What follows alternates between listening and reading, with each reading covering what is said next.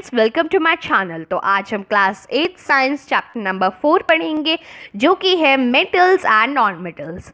Metals and non metals को उनकी कुछ फिजिकल और कुछ केमिकल प्रॉपर्टीज़ के अकॉर्डिंगली क्लासीफाई किया जाता है। तो इस ट्यूटोरियल में हम मेटल्स और नॉन मेटल्स की फिजिकल प्रॉपर्टीज़ पर फोकस करते हैं। तो चलिए शुरू करते हैं। सबसे पहले हम मेटल्स की फिजिकल प्रॉपर्टी पर फोकस करते हैं।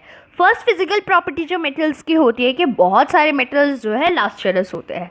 लस्ट्रस का मीनिंग क्या होता है कि ये जो मेटल्स है इनके जो सर्फेसेस होते हैं बहुत शाइनी होते हैं, ये मेटल्स बहुत शाइन करते हैं।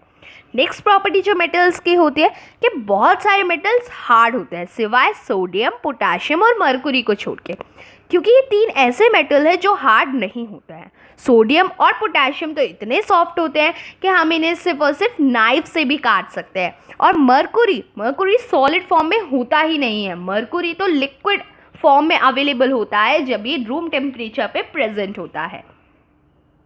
थर्ड प्रॉपर्टी जो मेटल्स की होती है कि बहुत सारे मेटल्स जो है मैलिएबल होते हैं, ये मैलिएबिलिटी प्रॉपर्टी फॉलो करते हैं।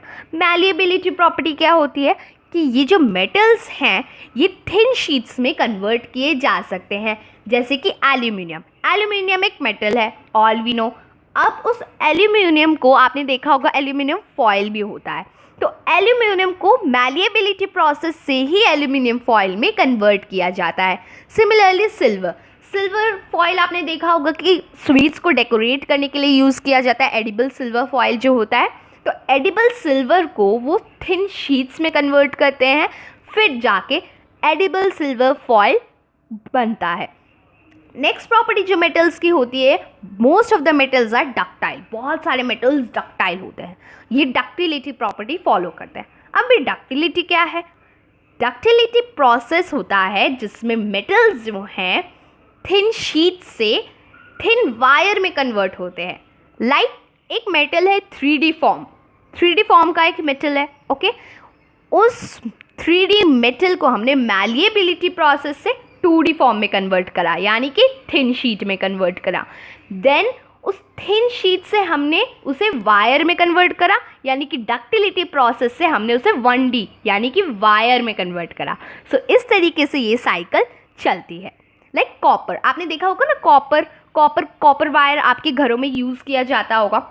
सो कॉपर एक मेटल होता है एंड देन उस मेटल को डक्टिलिटी प्रोसेस से मेटल शीट से उसे फिर मेटल वायर में कन्वर्ट किया जाता है। नेक्स्ट प्रॉपर्टी जो मेटल्स की होती है कि बहुत सारे मेटल्स सोनरस होते हैं ना। ये सोनरस क्या होता है कि जब भी मेटल्स जो है किसी दूसरे ऑब्जेक्ट या फिर ग्राउंड के साथ स्ट्राइक होते हैं तब वो रिंगिंग नॉइज या फिर क्लैंगिंग नॉइज प्रोड्यूस करते हैं, एकदम टंग लाइक दिस।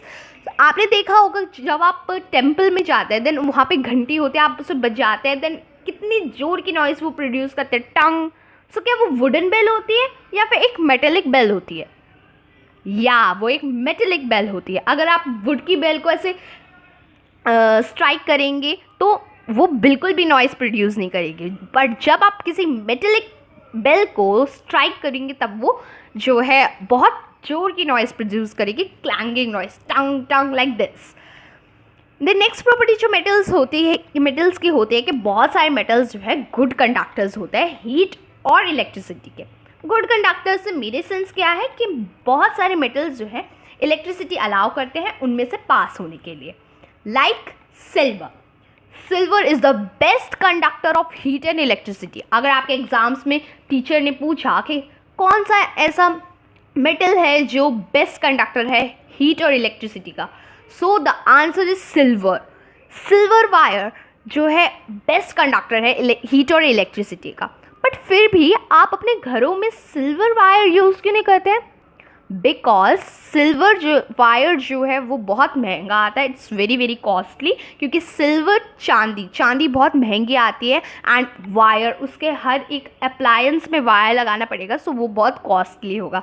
एटलीस्ट वो 5 लाख to 6 लाख कॉस्ट करेगा अगर आप उसे अपने पूरे घर में लगाएंगे, so it's very costly. That's why silver जो है यूज़ नहीं किया जाता है, ओके। सो ये सारी जो प्रॉपर्टीज़ थी ये तो थी मेटल्स की। अब हम नॉन मेटल्स की प्रॉपर्टीज़ को देखते हैं। Non metals and non metals, metals का opposite non metals. So metals की प्रॉपर्टी का अपोजिट क्या होगा? Properties of non metals. So सारी अपोजिट प्रॉपर्टीज मेटल्स की जो हैं वो नॉन मेटल्स की प्रॉपर्टी होती हैं। फर्स्ट नॉन मेटल की प्रॉपर्टी होती है कि बहुत सारे नॉन मेटल्स जो है लास्टरस नहीं होते हैं। नेक्स्ट नॉन मेटल्स की प्रॉपर्टी होती है कि बहुत सारे नॉन मेटल्स जो हैं वो हार्ड नहीं होते हैं।